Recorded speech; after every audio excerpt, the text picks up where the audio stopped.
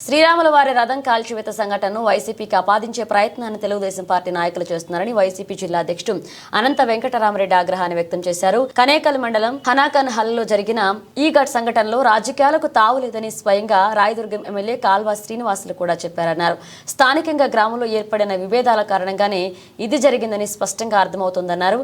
కానీ దీనిని వైసీపీకి ఆపాదించేలా ముఖ్యమంత్రి చంద్రబాబు నాయుడు ఒత్తిడి చేస్తున్నారని అనంత వెంకటరామరెడ్డి అన్నారు. వాస్తవంగా నిన్నటి రోజు ఈశ్వరరెడ్డితో పాటు మరొక 6-7 మందిని అరెస్ట్ చేశారని, వారిలో తెలుగుదేశం పార్టీ నాయకులు కూడా ఉన్నారన్నారు. కానీ ఇవాళ జిల్లా ఎస్పీ ప్రెస్ మీట్ పెట్టి వైసీపీ నాయకుడు ఈశ్వరరెడ్డిని మాత్రమే మీడియా ముందు ఉంచడం దేనికి సంకేతం అన్నారు. ఒక ఐపీఎస్ అధికారి ఇలా వ్యవహరించడం సరైంది కాదన్నారు. నిన్నటి రోజు అరెస్ట్ చేసిన వారంతా ఏమయ్యారని ఆయన ప్రశ్నించారు. ఇందులో ఈశ్వరరెడ్డి బంధువులు కూడా ఉన్నారని అనంత వెంకటరామరెడ్డి అన్నారు. ఐపీఎస్ స్థాయిని దిగదార్చే విధంగా జిల్లా ఎస్పీ వ్యవహరించారని అనంత వెంకటరామరెడ్డి ఫైర్ అయ్యారు. మన అనంతపురం జిల్లా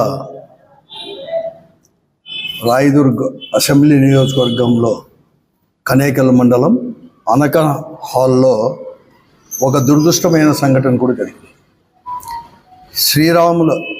రాముల వారి రథాన్ని కొంతమంది అకతాయిలు అర్ధరాత్రి కాల్చడం నిజం కూడా దురదృష్టకరం, బాధాకరం కూడా. ఇంత కూడా అందరూ కూడా ఖండించారు కూడా. మరీ ముఖ్యంగా ఈ రాష్ట్రంలో కొంతమంది స్వార్థ రాజకీయాల కోసం, కొన్ని పార్టీల స్వార్థ రాజకీయాల కోసం తిరుమలను ఎలా అయితే అడ్డం పెట్టుకున్నారో అటువంటి సమయంలోనే ఇది జరగడం నిజంగా కూడా ఇంకా కూడా బాధాకరం కూడా. అంతేకాకుండా అక్కడ ఉండే గ్రామస్తులు కావచ్చు, చుట్టుపక్కల గ్రామాల వారు కూడా ఎవరు కానీ కొంతమంది ఒక గ్రూపు కక్షల వల్ల, ఎందుకంటే ఒక 2 సంవత్సరాల కిందట 2022లో ఆ గ్రామంలో మూలింటి వారు అని 4 అన్నదమ్ములు, మూలింటి వారి లేట్ అంటే చనిపోయినాడు ఆయన, ఎరిసామిరెడ్డి కానీ హనుమంతరెడ్డి కానీ వాళ్ళందరూ కూడా 5 మంది అన్నదమ్ములు కలిసి 20 లక్షలు ఎవరి గ్రామంలో ఎవరి సాయం లేకుండా ఈ రథాన్ని కూడా చేపించి ఆ దేవాలయాన్ని దగ్గర కూడా ఉంచడం కూడా జరిగింది. అక్కడ ముందుకంటే నాకు అనకలాలు కూడా బాగా అందరికీ కూడా తెలిసింది. అనకలాల గ్రామంలో రాజకీయ పార్టీలుగా విడిపోయేదానికంటే కూడా గ్రూపులుగా ఒక 2-3 గ్రూపులుగా కూడా విడిపోయి మేము గ్రూప్ రాజకీయాల్లో జరిగింటుందని చెప్పి విన్నాం అని మేమందరూ కూడా అనుకున్నాం. అదే విషయాన్ని చుట్టుపక్కల గ్రామాల్లో కానీ ఆ గ్రామంలో ఉండేవారు కూడా దక్కించండి. పోలీసు వారు కూడా, పోలీసు కలెక్టరు అందరూ కూడా పోయి ఎంక్వైరీ చేయడం కూడా జరిగింది కూడా. వారు కూడా అధికారులు కూడా, పోలీసు అధికారులు కావచ్చు, లేకపోతే రెవెన్యూ అధికారులు కావచ్చు, కలెక్టర్తో సహా కూడా అటువంటి అభిప్రాయాన్నే వ్యక్తపరిచారు కూడా ఈరోజు. అంతేకాకుండా స్వయంగా కూడా స్థానిక శాసనసభ్యులు కూడా, అంటే రాయదుర్గం శాసనసభ్యులు కూడా, స్థానిక శాసనసభ్యులు కూడా ఆ గ్రామాన్ని సందర్శించి అందరితో కూడా అన్నీ కూడా మాట్లాడి బహిరంగంగానే పత్రికా ప్రకటన కూడా చేయడం కూడా జరిగింది నిన్ననే. ఏమంటే చాలా స్పష్టంగా కూడా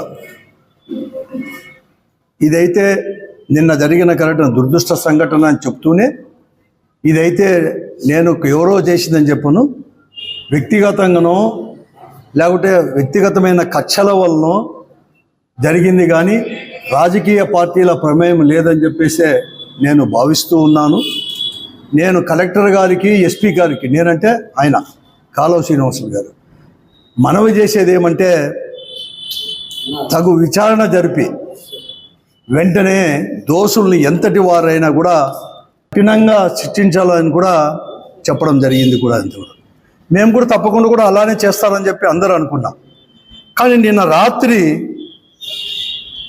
విజయవాడలో చంద్రబాబు నాయుడు గారు ప్రత్యేకంగా దీనిపైన శ్రద్ధ తీసుకొని ఇక్కడ పోలీస్ అధికారులతో వాళ్ళకు కూడా నేను చెప్పాను, దీన్ని వెంటనే కూడా ఇదంతా కూడా ఏదో అనుమానంగా ఉంది, బాగా తీసుకోండి అని చెప్పినానని కూడా చెప్పడం జరిగింది.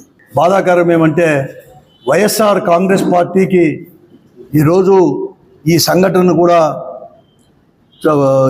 చేయడానికి ఒక ప్రయత్నం అనేది కూడా జరిగింది. స్వయంగా కూడా ఎస్పీ గారే స్వయంగా కూడా ఈశ్వరుడు, ఎందుకంటే నిన్నే ఒక 8-9 మందిని దాదాపుగా 10 మంది వరకు కూడా అదుపులోకి తీసుకోవడం జరిగింది. దీనిలో అన్ని పార్టీల వారు కూడా, ముఖ్యంగా వైఎస్ఆర్ కాంగ్రెస్ పార్టీ, అలాగే న్యూట్రల్స్, తెలుగుదేశం పార్టీ వారిని కూడా తీసుకోవడం కూడా జరిగింది.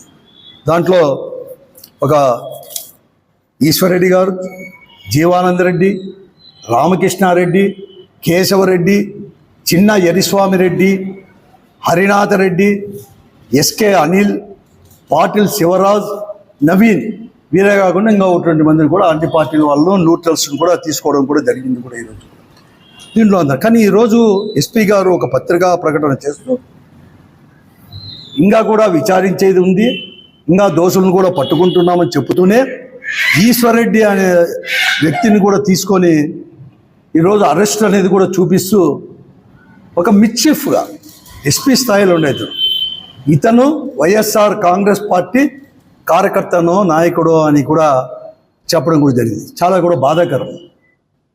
ఎస్పీ లాంటి వారు ఇంకా కూడా ఎంక్వైరీ కూడా పూర్తి కాలేదు.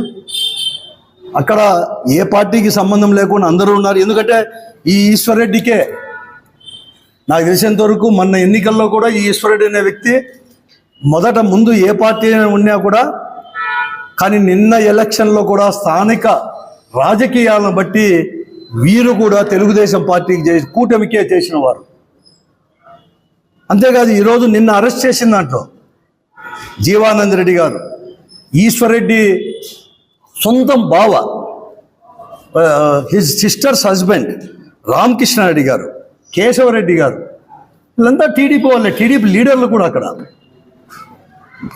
అంతేకాదు ఈరోజు నిన్న అరెస్ట్ చేసిన దాంట్లో జీవానందరెడ్డి గారు, ఈశ్వరరెడ్డి సొంతం బావ, హిజ్ సిస్టర్స్ హస్బెండ్ రామకృష్ణారెడ్డి గారు, కేశవరెడ్డి గారు, వీళ్ళంతా టీడీపీ వాళ్ళే, టీడీపీ లీడర్లు కూడా అక్కడ.